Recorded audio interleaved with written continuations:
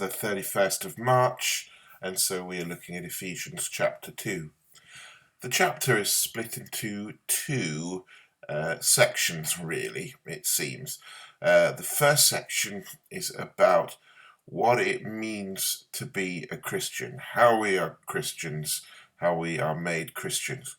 The second half is to do with the act of bringing together that God is involved in. Jew and Gentile, the Jewish people were given the promises, given the scriptures, given the covenants, and therefore the Gentiles, those who are non-Jewish, were not given those same promises. But what Jesus did in dying on the cross is he brought those two groups together so that whether one is Jewish or not Jewish, one can have the promises of God, the promises of eternity and of salvation. And so Paul is explaining to the Christians in Ephesus that, of course, whether they are Jewish or whether they are Gentile, they can be brought together as one under the banner of Jesus. And perhaps then we also have a responsibility to break down the dividing wall of hostility. It's obviously not in the news that much at the moment because of the coronavirus, but there has been a lot of talk in the last couple of years about the growth of anti-Semitism in the UK. It is something that's important to me, partly because of my Jewish heritage, but also because of the fact that I'm a Christian, and I think that we have a real responsibility towards the Jewish people. And so this is a good reminder for us that whether or not we are of Jewish background, that we have been gifted, we have been, as the Apostle Paul puts it in the book of Romans, engrafted onto a natural olive tree as wild branches, as Gentiles. We've been engrafted because of God's great love and welcome to those who would not naturally be considered a part of his plan. And so that's important for us. But the bit from the first half of the chapter is really important, and we could spend all day on it. But there's one little phrase that I found especially important for us. And it's this: because of his great love for us, God, who is rich in mercy, made us alive with Christ, even when we were dead in transgressions. It is by grace you have been saved. It is by grace you have been saved.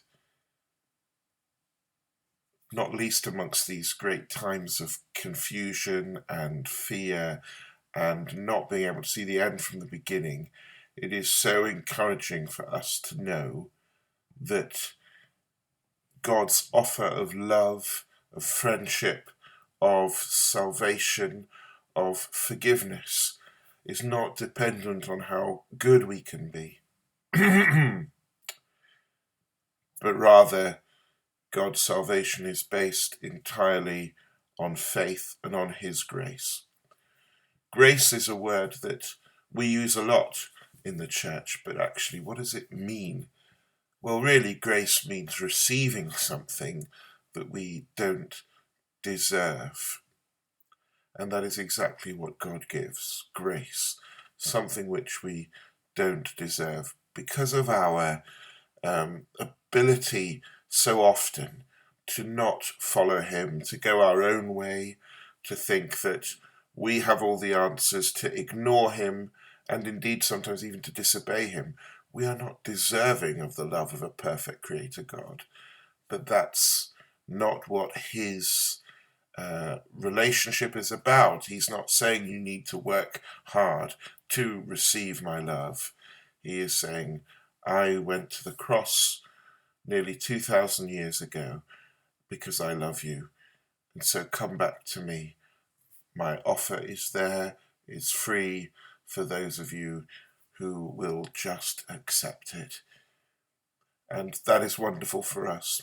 Almost every other religion, certainly everyone I can think of, expects something from its people in order to find welcome and acceptance by their God. Ours is first and foremost to do with what God has done for us, and we simply respond to that. It is extraordinary, it's wonderful, and it's something for us to embrace at this time of difficulty. There is, of course, the tendency for some people to think, well, God is the one who we need to blame for what is going on at the moment. Why would God allow such a thing to happen? These are valid questions, and they don't always have easy answers.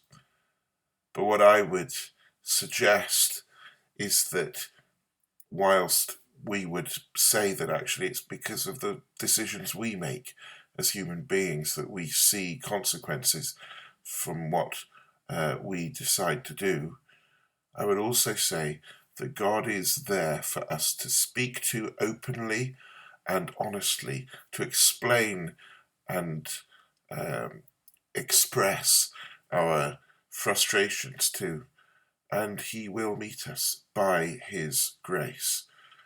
Because of his great love for us, God, who is rich in mercy, made us alive with Christ, even when we were dead in transgressions. That's what he offers us, and it's because of that that we can come to him and that we can lay our burdens at his feet. This is not from ourselves that we've been saved. It is the gift of God, says the Apostle Paul, not by works, so that no one can boast. Friends, we have nothing to boast in but Jesus Christ, our Lord. Be blessed this day.